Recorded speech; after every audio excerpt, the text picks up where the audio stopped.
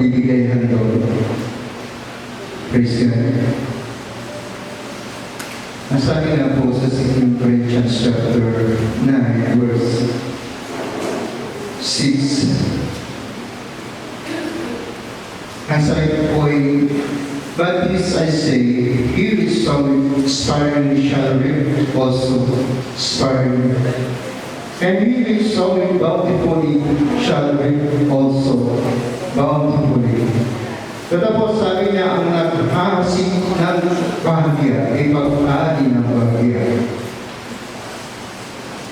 At ang naghahasik, sabi niya, ng sagana ay mag-aari ng sagana. At dito po sa 10, sabi niya, at ang magbibigay ng lihi sa naghahasik at ang pinaparay na pinakapagkain ay magbibigay at magpaparami ng inyong lihi upang ihasik at magdaragdag ng mga bunga ng inyong kapil. Sa mga binibigay po pala ng ating mahal na Panginoon ng mga lihi ay dapat, sabi niya, ng ihasik sa gawain ng Diyos. Sapagkat ang Diyos, sabi niya, ang nagbibigay ng lihi na ihasik mo. Saan po mga kapatid? Sa gawain po mga kapatid. Amen. May sinasabi nga mga kapatid sa galap na sa lumang tipan ay first fruit. Sabi nga, yung unang crops, yung unang ani mo ay dapat na ibigay mo sa Panginoon. Amen.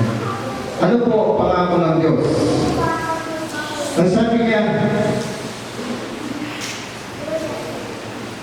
at maaaring gawin, sabi niya ng Diyos, ang lahat ng biyaya ay magsisagana sa inyo upang kayo na mayroong laging buong kaya sa lahat ng magsipagsagana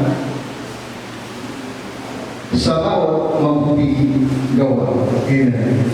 So yung pagbibigay ng po sa gawain ng ating mahal na Panginoon, isa pong uriyan ng pagtatalim. Amen. Naniniwala po mga kapatid. Habang nagtatalim ka sa gawain ng ating mahal na Panginoon, ibinigres mo ang gawain ng Diyos. At sa kabilang banda po, ay lalo pang naman pagpapalayo ng ating mahal na Panginoon. Amen.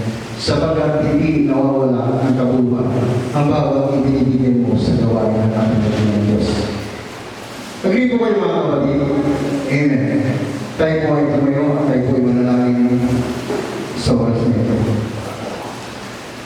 Lagi ng Diyos na makapangyarihan sa lahat. Ikaw ang nagbibigay, Panginoon, ng ibig. Lord, na ihasik namin, Panginoon, sa iyong gawain. Sa iyo nagmumula ang lahat, Panginoon, ng mga pagpapala. Lagi ng Diyos ang nais mo, ay unahin namin ang iyong gawain, Panginoon. Kaya nga sa oras na ito, Lord, i-bless mo lahat ng mga kamay na magbibigay.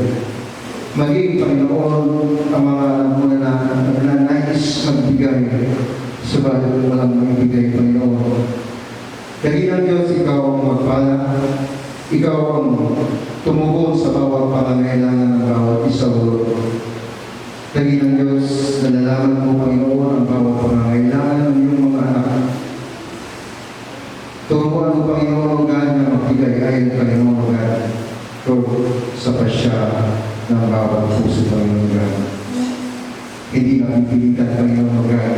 Puso, Panginoon, na magbigay, Lord, sa iyong gawain, God. Lagi ng Diyos, maraming salamat, Panginoon. Ito po ang isang dalangin, Diyos may tinig. Amen.